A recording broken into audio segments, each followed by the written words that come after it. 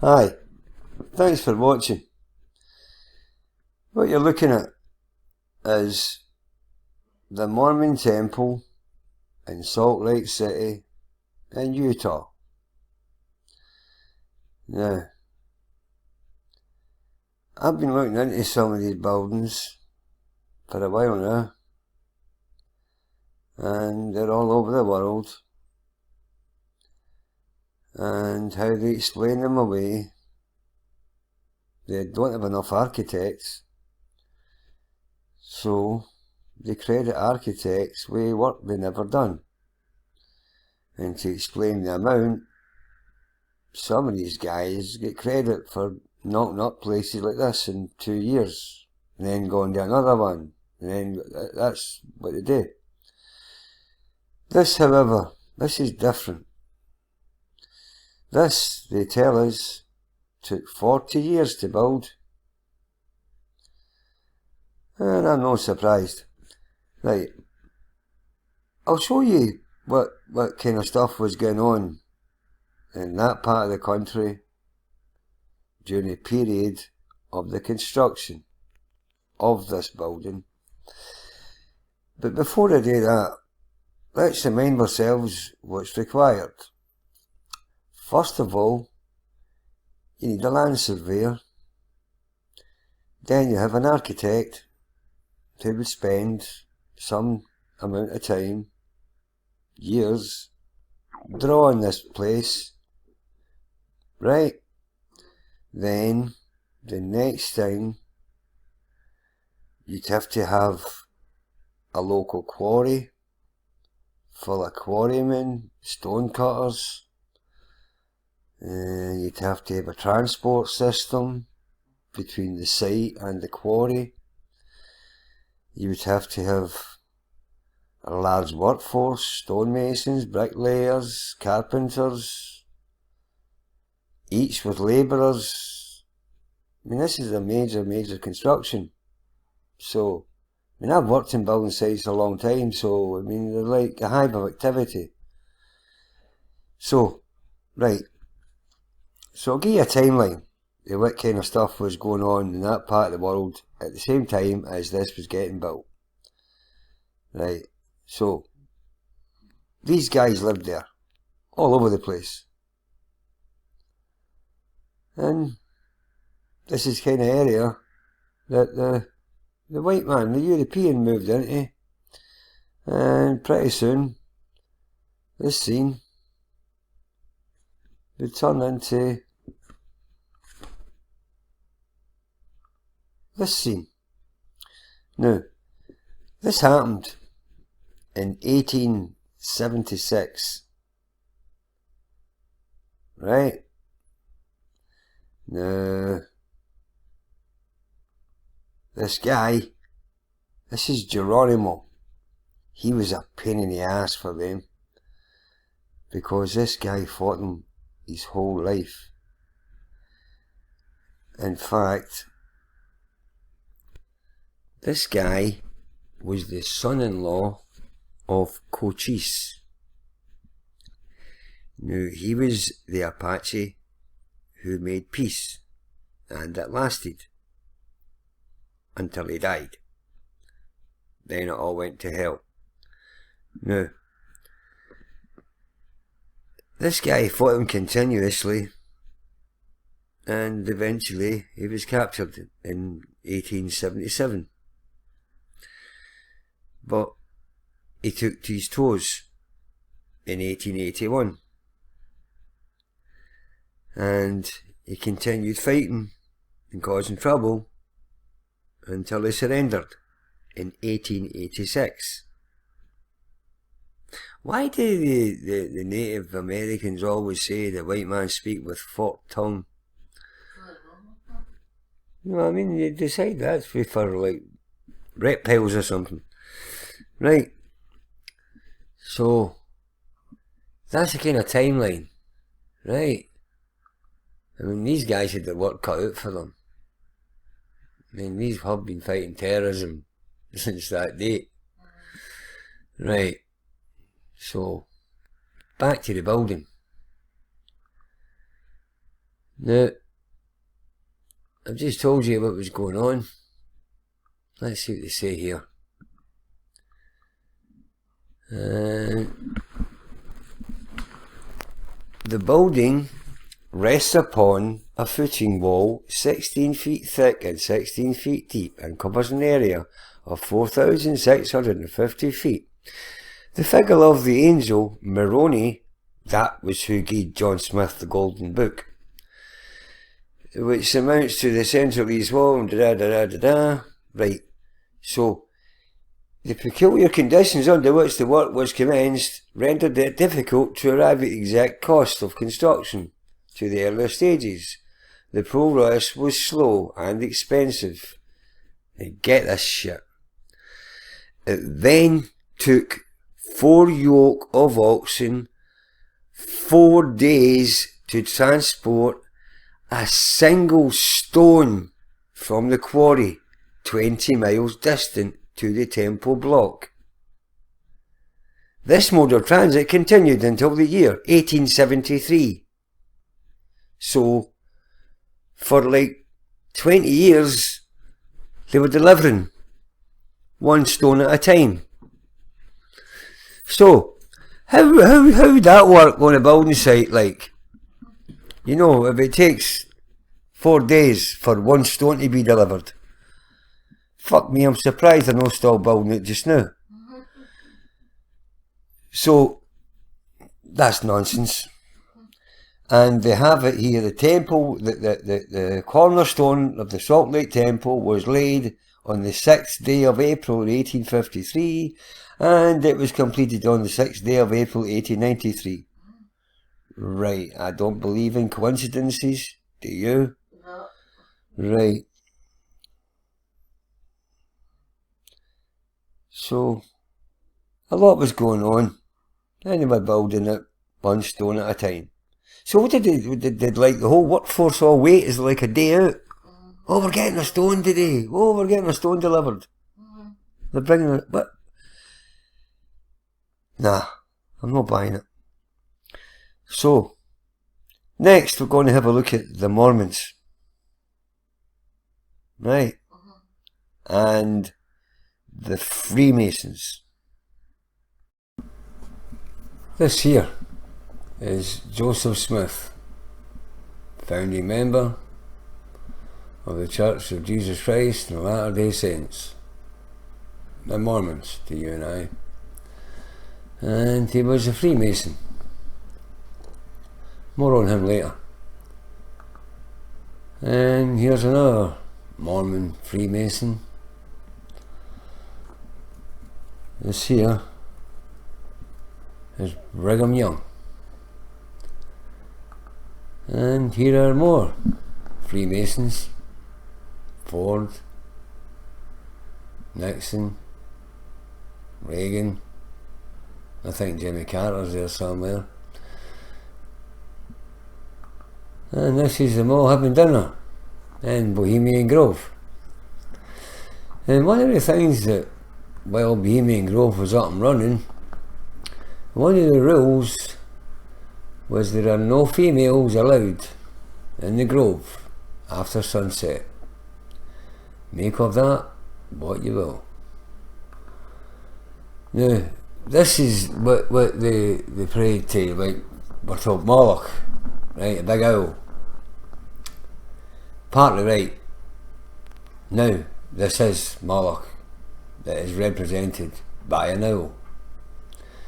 But Moloch's had the facelift because this is Moloch. Moloch is the god of sacrificed children, and that's where they go. And they'll scream, but don't worry, there's musicians, they're always there to drown out the screams. Wow.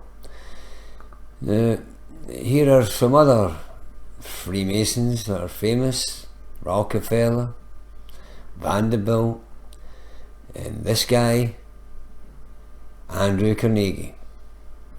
Now, Andrew Carnegie gets credit for creating all the libraries all over the world, because you have to have somewhere to bury all the lies. Okay, so speaking of libraries, we'll now visit the biggest library in the world. Where would you bury a lie? In a library, of course. And this is the biggest library that's out there. So let's have a wee look at the legend that became Joseph Smith. The angel Moroni is an angel, I think it's an Italian angel, stated by Joseph Smith to have visited him on numerous occasions, beginning on September 21st, 1823. According to Smith, the angel was the guardian of the golden plates, which Latter-day Saints believe are the source material for the Book of Mormon. Buried in the hill Cumorah near Smith's home in western New York. Now, wasn't that handy? An important figure in the theology of the Latter-day movement, Moroni is featured prominently in Mormon architecture and art. Besides Smith and the three witnesses, and several other witnesses also reported that they saw Moroni in visions in 1829. Well, this is the angel Moroni. And this is a temple in Bern, Switzerland. And it's the same statue that's in top of the temple that's in Salt Lake City. So I started looking at Joseph Smith, and when I did, I thought I was researching the portrait of Dorian Gray, because this guy never fucking ages. He's like eternally young. What's that all about? Right, so here's Mr. Smith. He was 24 when he published the Book of Mormon, and he died 14 years later. Oh, they gave him a brilliant send-off, by the way. This guy had a brilliant death. Right, so where are we going? Let's see. Right, so according to his later accounts, Smith was visited by an angel named Moroni while praying one night in 1823. Smith said that this angel revealed the location of a buried book made of golden plates, as well as other artifacts, including a breastplate and a set of interpreters. So this is the breastplate and the book, the golden pages and the set of interpreters, and they were composed by two sheer stones set in a frame, and they were in the corner of his house. Right, so this is Moroni, and the thing is, both Moroni and Cumorah appear in the Adventures of Captain Kidd. Now, the Adventures of Captain Kidd was one of Smith's favourite stories when he was a kid. Maybe it's just a coincidence. Right, so where you go? Where are we going next? Right. So nobody saw these gold plates or gold book or anything apart from Smith, but he's got people on board to help him with this creation. And apparently some guy gets the manuscript and he loses it. 116 pages, the original manuscript. So because of that, the angel returned and took away the plates and revoked his ability to translate. How the fuck do you do that? Anyway, that was in, when was that? That was in June or something. Aye, that was in June 1828. But by September, the angel returned the plates to him, and this is where they met a couple of people who they worked on the manuscript, and although Smith had previously refused to show the plates to anyone, he told Martin Harris and Oliver Cowdery and David Whitmer that they would be allowed to see them. These men, known collectively as the three witnesses, signed a statement stating that they had been shown the golden plates by an angel, and that the voice of God had confirmed the truth of their translation. And that group soon became 8 witnesses. Right, it's all bollocks. Right, so next. Aye, he was tarred and feathered in 1832. He was done for fraud. He was actually done for treason. This is a nice guy. So where are we now?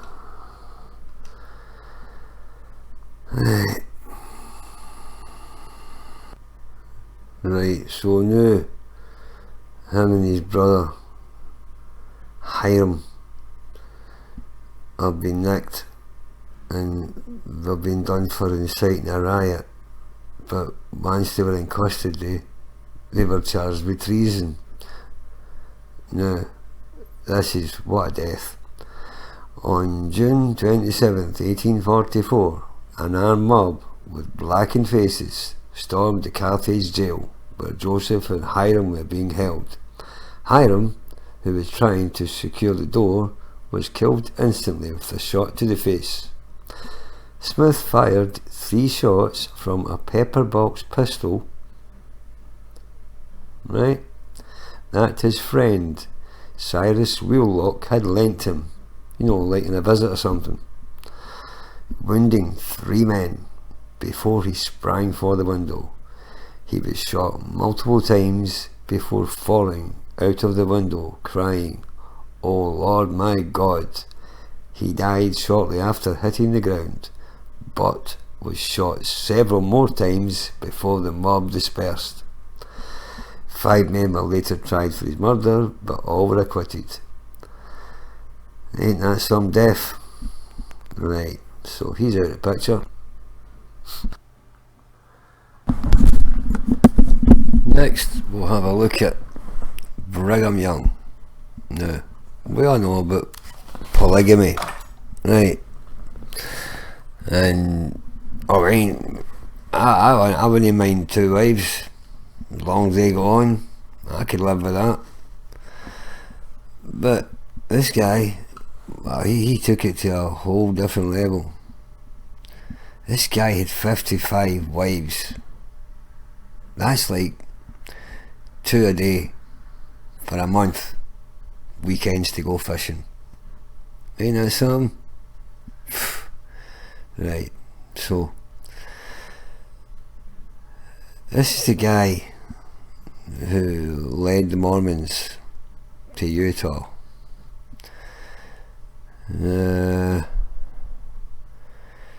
Just like his predecessor, he wasn't a very nice guy.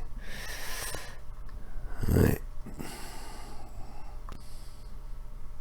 And here's somebody taking the piss by a caricature his belly would need. Of Young's 55 wives, 21 had never been married before, 16 were widows, 6 were divorced, 6 had living husbands, and the marital status of the 6 others are unknown. And this is 1856. Remember, the cowboys and Indians are still fighting, right? So, this is what we are told. We have Brigham Young and the settlers arriving somewhere like this in July in 1847. while the cowboys and Indians are still fighting. And within 4 days, he chose a spot to build a place of worship. And for this place of worship, he earmarked a 10-acre site. Now he's got to build a temple. So apparently this was the temple. And what started in 1853. Now, to build anything of this size, you need a lot of things to fall into place. Like a nearby quarry with a constant supply of materials, which in itself would require a large labour force at the quarry. Then you need to get a surveyor, just to make sure your house will not sink into the mud. And then you need an architect, and he don't work alone. He has people helping him with what he does. Then you need bricklayers with labourers, stonemasons with labourers, carpenters with labourers. The list goes on. But a whole bunch of people are required, and it would be a well-disciplined, organised workforce made up of highly skilled professionals, not a bunch of farmers. So, another thing, this building is the exception to the rule. Previously, while researching these old world buildings, I've exposed fake architects who get credit for knocking these out one every couple of years. Now, the blueprints would take longer, because there are too many buildings and not enough architects. But I'll explain why it might have took 40 years. This is the interior of this place. I mean, it's incredible inside. And if you ain't a Mormon, you don't get in without an escort, an invite. You can't just walk in off the street. And I'll tell you another look at this later. But here's what they say. Now here it tells you that it's 186 feet high and blah blah, different, 210 feet long and da da da da da. Right, but it started on the 6th day of April 1853 and they finished it on the 6th day of April 1893. Another coincidence. But I'd like to read you something that the mainstream came out with. It then took 4 yoke of oxen 4 days to transport a single stone from the quarry 20 miles distant to the temple block. This mode of transport continued until the year 1873. Well, I'm no surprise it took 40 fucking years at that rate. And this is the 10-acre site, and surrounding the 10-acre site is a 3 feet thick, 15 foot high wall. And you're building a temple, right? And I've just showed you that this isn't a small temple.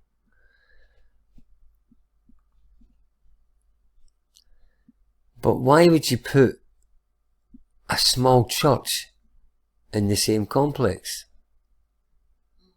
Right. And I'm going to show you this. This here is the Tabernacle.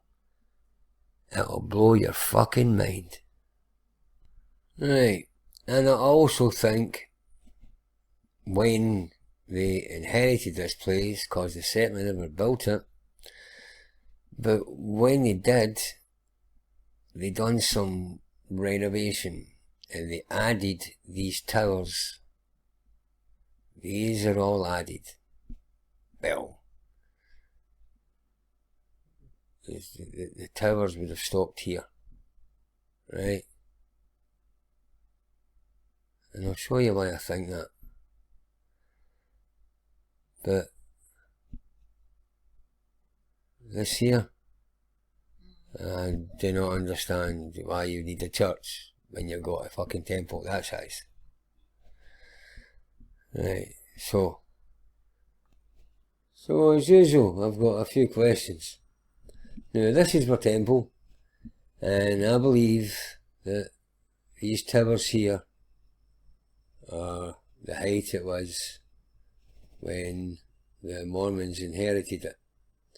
And these pyramids by the top, and there's Moroni.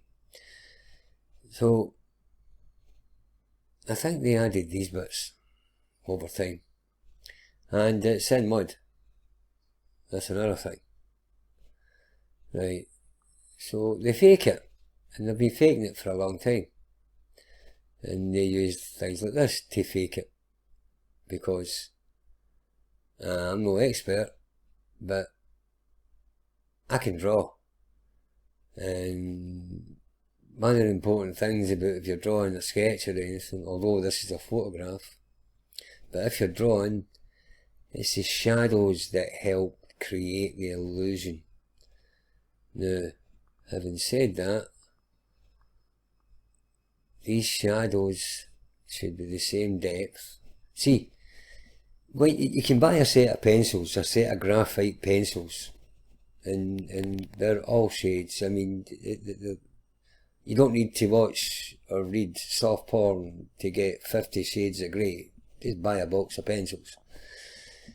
And, for example, you would get a pencil this shade of grey, and you could use it all day, and it would never be this colour. Right? So if you look at this, the shadows are all wrong, and to me, this looks like it's fake as fuck. Right. I think it was like this when they inherited it, and I've just stuck the towers on. No, and they call it a renovation. They've been doing that for fucking years. They just call it a renovation. They just put up some scaffolding. So I think that, and it was something else that's questionable. This here. There's the stone, so they've all turned up for the work. There, the stone's coming today, guys. There's the auction, man. Oh, that's a lot of crap. But here, this picture here, there's 1, 2, 3, 4, I would say 5 white Europeans. These are Mormons here, right? So, why is there a well-dressed Negro workforce who are actually not doing any fucking work? But look, I mean, they ain't slaves. You don't dress up your slaves, you dress them down. So, why is that? Why is it? I mean, I don't know much about the Mormon thing, but I don't think there was loads of Negroes in the Mormons. I don't know if they're allowed in the day. Oh, they've got a T-boy. And he's a painter. Right? He's blittered with the stuff. He's not a very good fucking painter. He's wearing more than he's using. But I think this is fake. Right? Because it don't make any sense. You don't build or something like that without scaffold. Scaffold, you don't date one brick at a fucking time. So, calling that bullshit. Right. And if you look for blueprints on this thing, then this is what you get. Right, this is the blueprints. It tells you there. Salt Lake Temple blueprints. Right. That's not a blueprint. That is an architectural drawing where they've added these pyramids. Now, that's a blueprint. And from that blueprint, there'll be more blueprints with details of all these sections. Everything is detailed in another blueprint and blown up in size. So, that's how it really works. The Mormon Temple, Utah Foundation. Right, so this will be like the quarry. This is, they're pretending this is. And again, this is a Negro workforce. And no understanding their techniques. But what do you know? Right. So check this out. There's the stairs away up there. So this here is the street level. Right? So what it says here is the granite foundations are 14 feet deep to the ground surface line, which we're calling it this now. Right? Street's up here. This is the ground surface line. And the sandstone sub-foundation is 16 feet deep. Right. I don't know what that is. There's again the temple.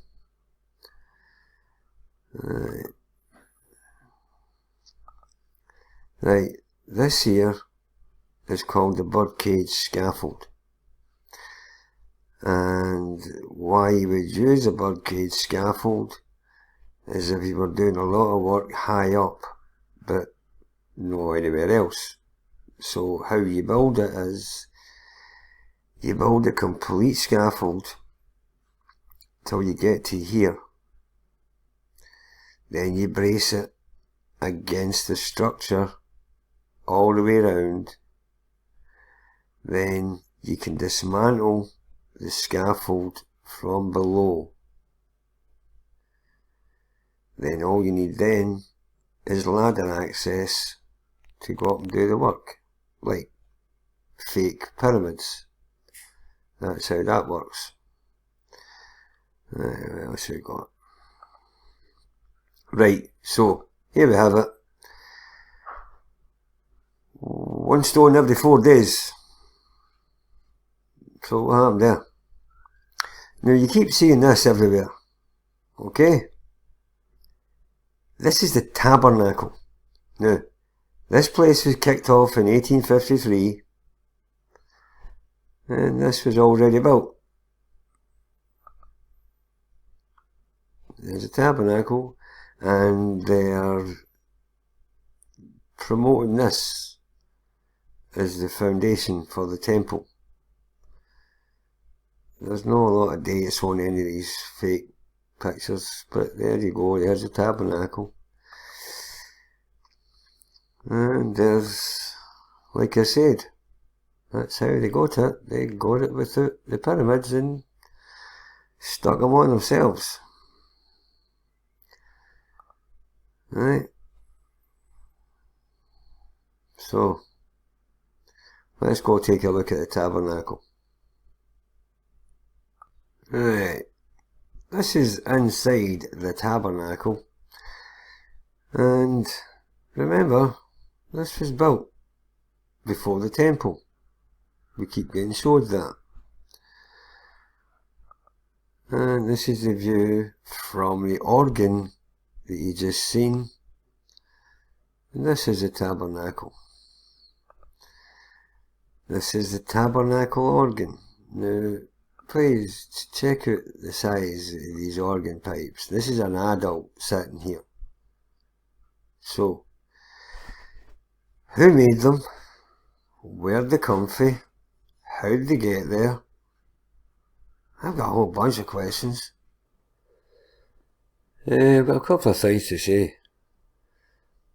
First, I'm blown away by the amount of subs I've got, the 8,000 plus, and thanks to the subs that have stopped by me for the last couple of years, and thanks for the rest for joining me. Hope I don't disappoint you. Right, and the second thing, I'm going to try and stop swearing. There you go. And it's not because some idiot that on my channel and insulted me and demeaned me and stuff. I just, nah. He ended up in the bin. No, it's because I got an email from one of my subs, Dwayne. And he actually, very politely, asked me if I could make my videos more, with a more child-friendlier vocabulary. And I thought, that's a nice way of putting it. So he could let his children watch my videos, which I'm blown away with that. So I never considered that, you know that. So if you're watching, kids, get a pencil and a bit of paper. You might need it. Right, so we'll have a look at this tabernacle. Now, we'll go and see what lies they tell, and we'll go to the library. Right, so, starts off with built 64 to 67. Okay. They go there at 47. Right. And they tell you this was built first, before the temple. And you can see the Salt Lake Tabernacle in 1870. And this here is, I think it's 48 sandstone block towers that surround this. Right? Keep that in mind. And it's showing you these are the parent granite blocks for the construction of the Salt Lake Temple to be completed in 1893. And this is the tabernacle apparently under construction. Right. So let's look at a couple of pictures. Right. Now, this one first of all. I got an email from somebody just recently. And he sent me a copy of this. And what he was drawing my attention to was the date.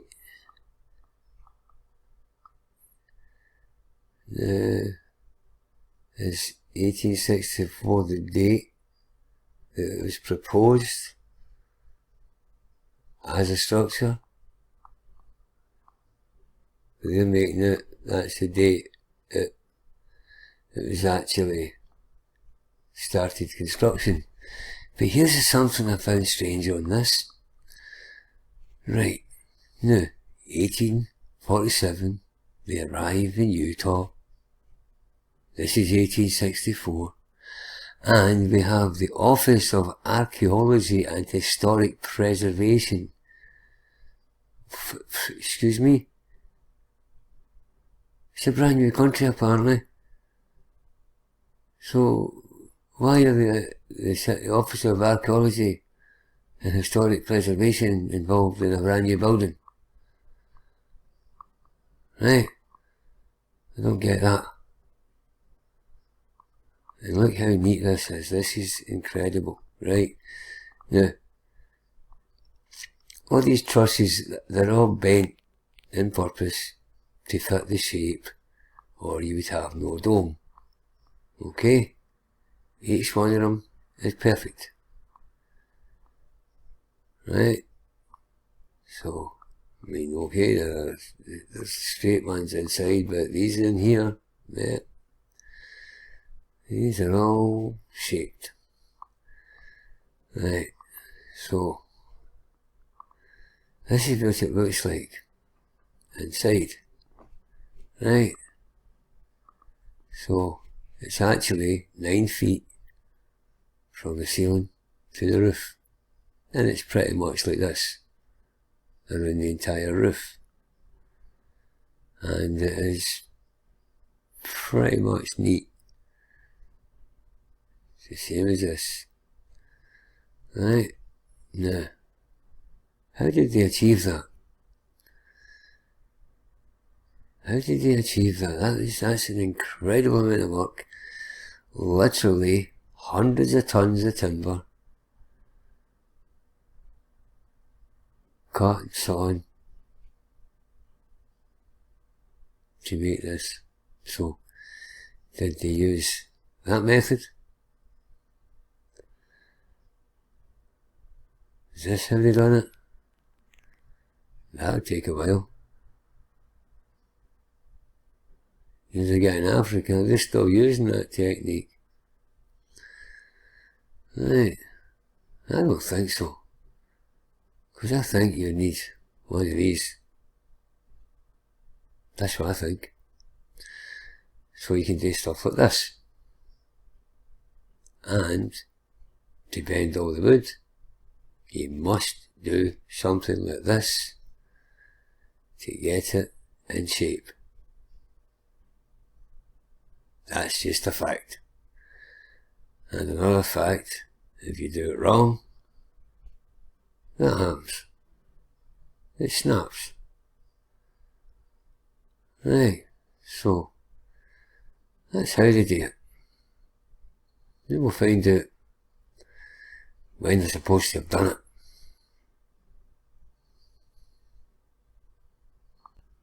1847, they arrived somewhere like this.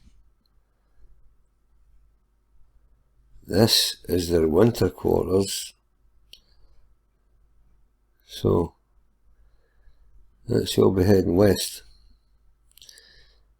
Now, back to the building timing. Now here we have the temple, which is in the same complex, and they tell you it was started on the 6th day of April 1853. That's what they say. But something else that they say is mind-blowing. It then took 4 yoke of oxen 4 days to transport a single stone from the quarry 20 miles distant to the temple block. This mode of transit continued until the year 1873. Right. So, that is 2 let's be generous. That's 2 stones a week. Right. For a year, I know they don't deserve it, but to make the sum simpler, give them 2 weeks off. So that's 50 stones a year arriving on the site. Okay, now let's check that out. Now, any seconds. Right. So, this is the centre of Salt Lake City, and this is the granite quarry, 20 miles distant, and it takes 2 days to get from Salt Lake City to the quarry, pick up a stone, and 2 days to take it back. Right. Now, this is the granite quarry for the temple.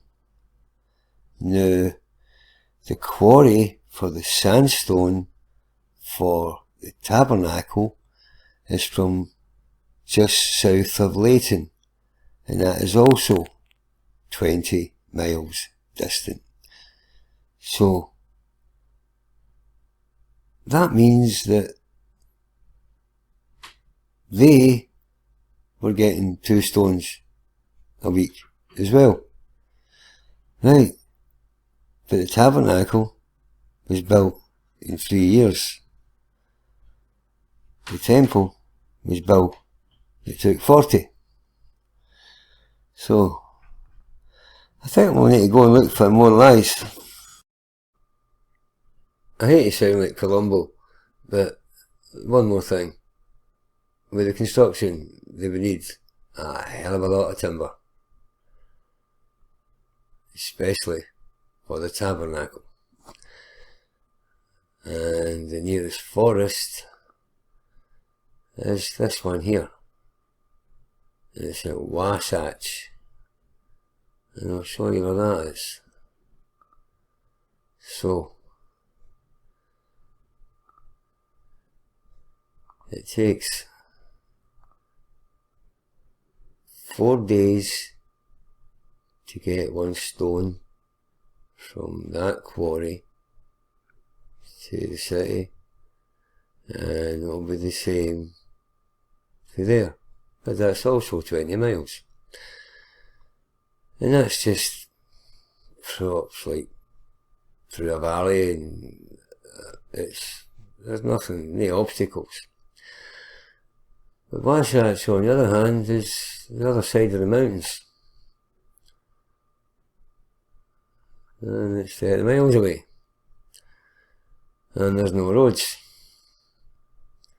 and they've only got one wagon, and they're using it already with the temple. So, right.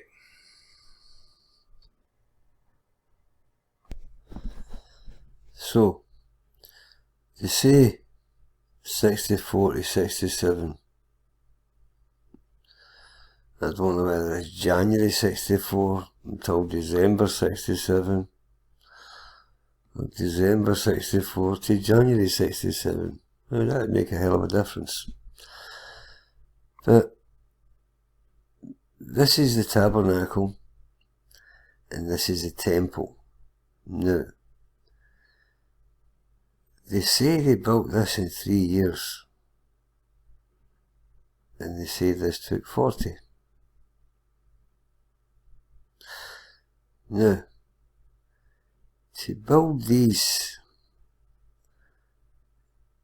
would require a lot of trips from the sandstone quarry at 2 stones a week. Which begs the question, why would it take 3 years to build this and 40 to do that? Now, this is the 44 pillars that surround it at the bottom. But I'll show you, right. So this is the temple, right. Now, they say the temple was, where is it? This is the interior, right. But we get a load of this, right. Tells you a load of crap about the quarries and stuff, right. But now they put the capstone up at where Moroni stands, the statue, right. It's 12.5 feet high. But what it says is, at the capstone ceremony, it was proposed by Woodruff that the interior of the building be finished within 1 year, thus allowing the temple to be dedicated 40 years today, right? Okay. So it took them 40 years to do the outside, the exterior of this building took 40 years. Now, these are 9-foot thick walls, and this here, this is the size of a normal church. This place is massive, and the interior is awesome. So they knocked all that together in a year. Really? You buying that? Right. Back to this thing here, this tabernacle. Now, the acoustics, that's the thing. I think that's the key to that place. that massive organ. Right. And that's another thing. These seats and... Wait, I'll show you inside this place. Right. This is the construction. They just keep showing you the same pictures. And... where is it? Alright, see this here? This is what I was saying. This is the temple. Now, oh, and by the way, the whole 10-acre site is also surrounded by a 15-foot high, 3-foot thick stone wall. How many stones do you think that would take then? Right, back to this, the temple. Now, I think this is the shape it was when they inherited it, when they get sent to it, because that's what I think happened. They were sent here. And all they've done is they've added the pyramids on top of each tower. And there are some pictures that show you that. In fact, I've got one. Hang on a minute. Right, look at this. Right, 2 stones a week. We're then saving them up. Right, there's that picture. I'll find it in a minute. Right. So, this is completed.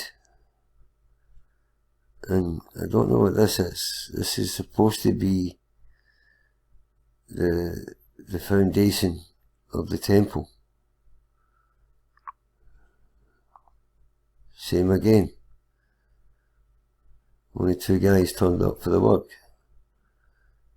And this is not the footprint of that temple. What's it got? Just to give you an idea of the size of this place. I mean, I'm going to show you the size of this pipe organ itself. It is awesome.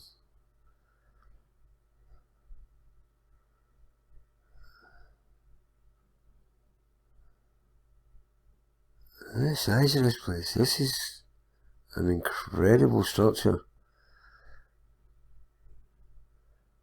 And they've done it in 3 years. And here is, I'll point something out to people that maybe never watched the last video. Right, now, this here is called the birdcage scaffold. And how you erect a birdcage scaffold is you just erect the scaffold as normal. Then when you get to the proposed height, you then brace the scaffold against the structure. Then you can pretty much drop the rest, because all the work is going on up here, where they're putting the pyramids on top of the towers. And they only need access from a ladder, or some small crane to pick up its materials, because that's the way they got it. And this here is a fake picture. You can tell these bits have been added. Right.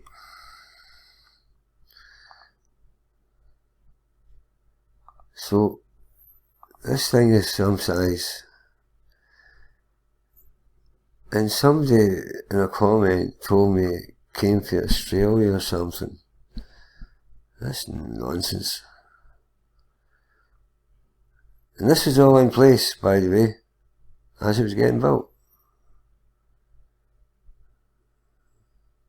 Because it was dedicated. And, oh, that's another thing. They stole a year. Right. So the construction. Right. Now, it's be 100 feet wide. and 150 feet across and 250 feet long, right? Now, one of the things it was saying that don't make any sense was that, how will I find it? Aye, they stole a year, because construction of the Tabernacle began on 26th July 1864, but construction of the roof did not begin until 1865. Right? So, now they're making it 2 years, because, I mean, let's think about this a minute.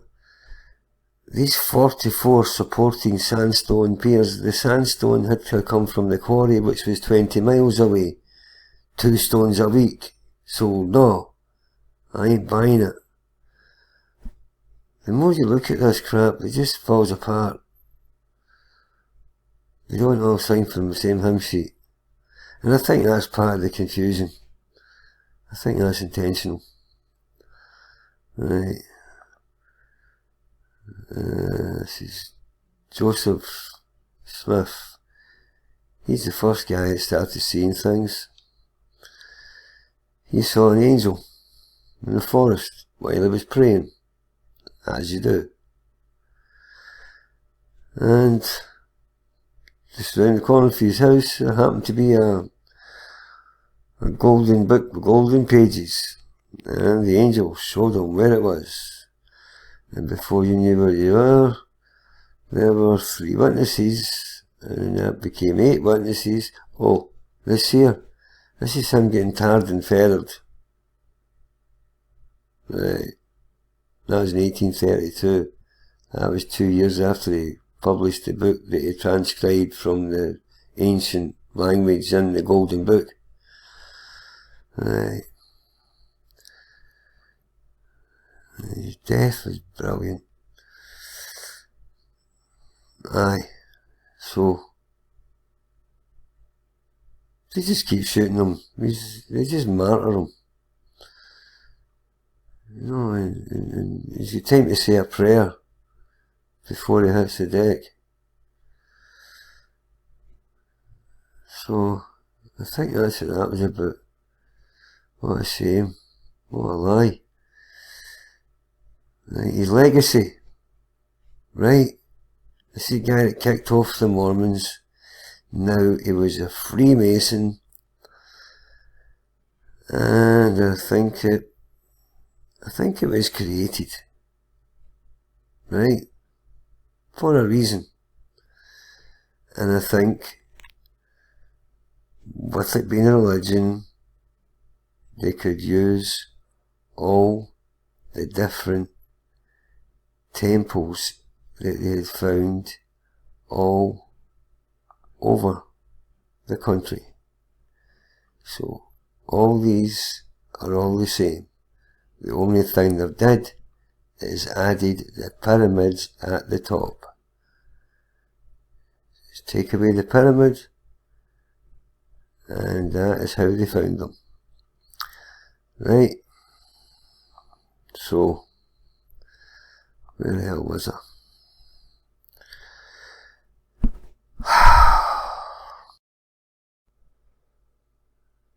Joseph Smith's legacy. Let's check it out. Right. This is LDS Incorporated, a partial listing of corporations owned by the Mormon Church. Now, why do they not call it the Church of Jesus Christ of Latter-day Saints? Because in the corporation world they become Mormons. What the... Right. So, these are the corporations that I know or could find any more if you know more. I don't know who this guy is. Secret agent, whatever. But he's found all these links. So what kind of things do the Mormons own? Magic Corporation. financial, international, communication, satellite, radio, TV. Oh, Hawaii reserves. Polynesian Culture Centre, because they need that. And they own a bunch of hotels and yeah, and they'll get commercial farms, agricultural properties, livestock. They own big chunks of land. Right, so this is interesting. This is a transcript of the US Senate Committee case regarding Mormon Senator Reed Smoot. Where did Mormon Church President Smith find time for meditation, let alone revelation? Some of the questions about different businesses. Right. I am president, this is interesting, I am president of the Zion's Cooperative Mercantile Institution. Why would he be the president of Zion? Right, the Zion Savings Bank Trust Company. I am president of the Utah Sugar Company. I am president of the Consolidated Wagon and Machinery Company. I am president and director of the company. This guy's pretty fucking important, isn't he? Right, president and also director. I am a director. I mean, get a crap. Wow. So, that'll be Joseph Smith's legacy that became a multi-billion-dollar corporation. Well, thanks for watching. I've got a few more temples I'll be having a look at. Right, please comment.